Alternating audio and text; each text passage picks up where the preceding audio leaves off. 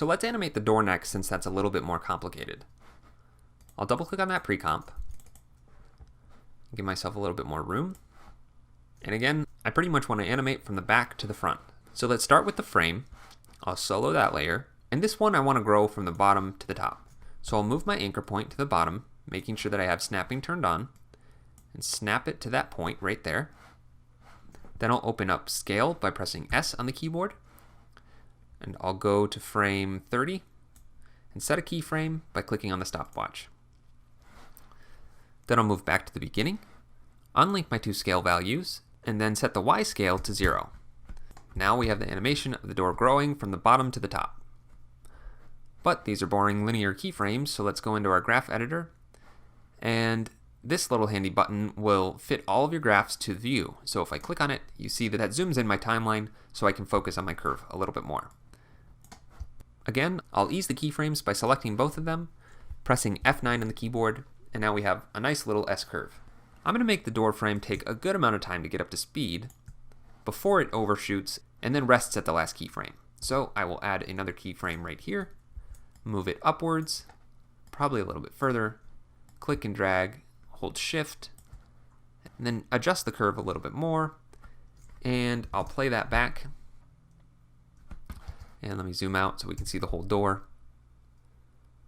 And now we've got a pretty decent sized overshoot. That might be a little bit too tall, so I'm going to grab that keyframe and pull it down just a little bit. And then let's move it back in time a little bit by having it selected, holding down Option or Alt on a PC, and pressing the left arrow. Preview that. And that's a little bit better. We'll add another keyframe right here, drag it downwards, shift click, adjust my curve a little bit more. And once you do this enough times, you'll start to notice that you can actually tell how extreme your overshoot is going to be just by looking at the curve. But it's really just something you have to experiment with and get used to. Let's preview what that looks like. And it's taking a little bit too much time to animate on initially, so I'm just going to reposition some of my keyframes. Preview that. You know what? I might add one more keyframe with a little bit of overshoot right at the end. And I'm going to disable my snapping just so I can reposition it a little bit more accurately. And then that should be pretty good. Ugh, that is not good. So let's reposition these keyframes a little bit more. See how that goes.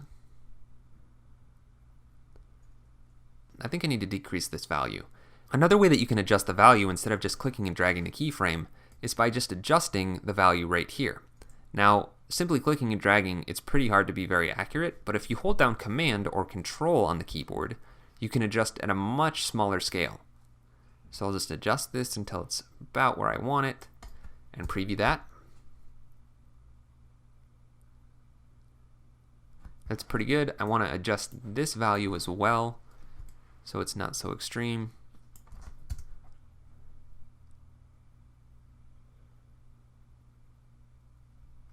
And then I just want to space these out a little bit more.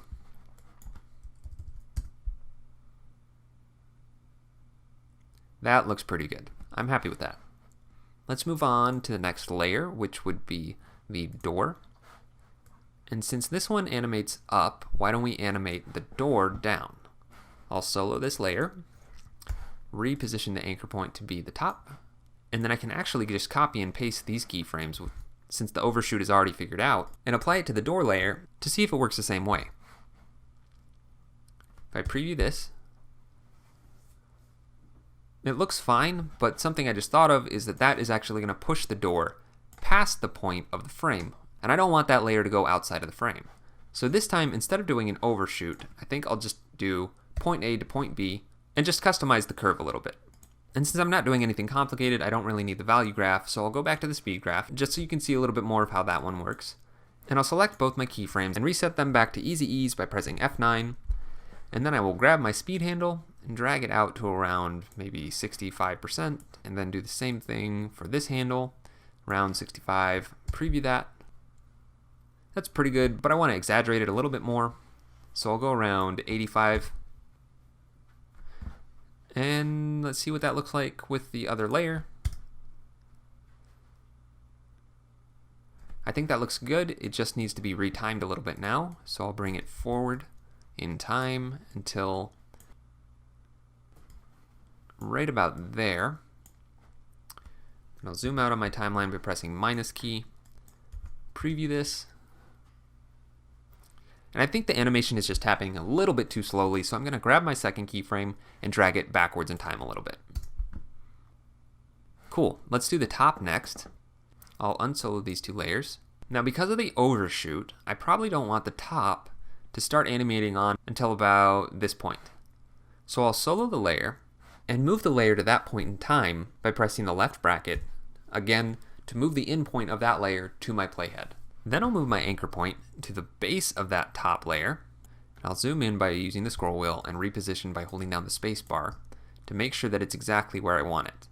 Now, the reason that After Effects is saying that that's the base of my layer is because if I enable my shape path visibility, you can see that that's where the actual path for this layer is appearing. The reason why the shape goes outside that path is because this layer has a stroke. If there was no stroke, that would be exactly where we would want it. But because I have the stroke on it, I need to turn off snapping so that I can reposition this by hand. And just like moving any layers around, if I hold down the shift key, it will snap to being only in the left or right or up and down positions. So hold shift and move it until it's right about the base of the layer, and now I can animate it the way that I want.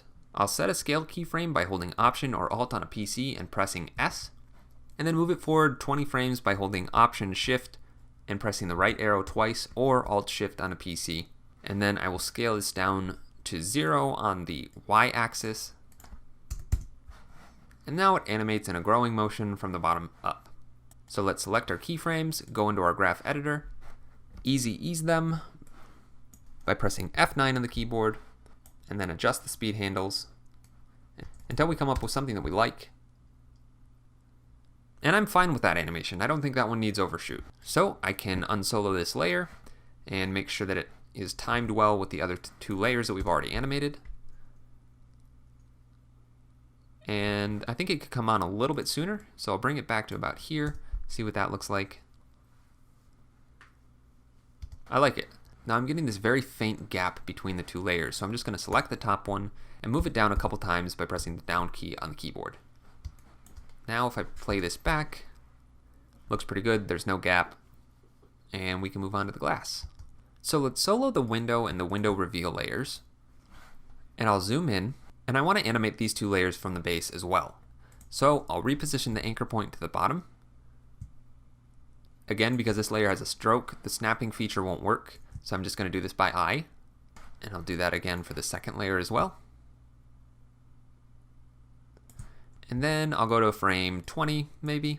Set a keyframe for both layers on the scale property by holding Option or Alt on a PC and pressing S. And then scroll back to frame 0 and scale them both down to B0. Now they both scale up from the base, very basic. I'm going to clean up my timeline a little bit so I can focus on these two layers. Now what I actually want to happen is to have this window reveal layer be covering up all of the glass as the main window layer scales up, and then have it scale down to its resting value. So I actually want to shift these two keyframes forward 20 more frames, and instead of setting this one to 0, scale it up so that it covers up all of the glass. That way we get to this point without seeing any of the glass, and then it scales down to reveal it. The problem is, before that point, it doesn't scale down. Now the way that I'm going to fix this is instead of setting a keyframe, is parenting the window reveal layer to the window layer. That way the window reveal layer follows whatever transform properties have already been set for the main window layer. So if I scrub backwards, you can see that the second layer is scaling with the first layer, and then scaling down to its resting value. Now that we have our keyframe set, we can go into our graph editor. So I'll go into the graph editor, select the keyframes, easy ease them by pressing F9 on the keyboard, and make some exaggerated motion. I'll do the same thing for the second layer, easy ease, exaggerated motion, preview that. And I think the motion is pretty good. Now it's just a matter of timing. So I will come out of my graph editor and then shift these two keyframes backwards in time a little bit, so that they start coming down a little bit closer to the time that the first layer is done scaling up. So right about there, preview. but I'm actually not too happy with this motion, so I think I want to adjust the speed handles a little bit more. So I'll select all my keyframes and go into the graph editor. And now you see that we can actually adjust two different graphs at the same time. This first one is our main layer, and our curve goes in this direction because it's scaling from a lower number to a higher number, so the speed would be in a positive direction. Our second layer, though, is starting at a higher value and scaling down to a lower value, so the speed is happening in a negative direction. So that's why these two curves are kind of mirrored. Now what I want to do is adjust the last keyframe of both layers at the same time. So I'll do that by drawing a box around the second two keyframes. Then I'll adjust the handles, and you can see that they're being affected the same way. This is a very handy way of adjusting multiple properties. So I'll make this a little less dramatic, and then I'll select the first two keyframes and increase the influence a little bit, and see what that looks like. And that's just a little bit smoother of an animation. I still want to adjust this timing a little bit, so I'll select those two keyframes and move it back in time by pressing Option or Alt on a PC and the left arrow. And I'll preview that again. And I think that looks pretty good. So let's come out of our graph editor, unsolo these layers, zoom out, and then preview the whole animation. Pretty good, except that I forgot to retime my window, so I'll just drag that forward in time until the door is behind where the window would appear, and then preview that again. And I think that looks pretty good. Now we can come back into our main comp, preview that animation, and we're one step closer to having the whole house animated. For your class project, you should be all set to animate your house. Go ahead and be as complicated or as simple as you'd like with your animation. Once you're done with that, go ahead and move on to the next video for exporting.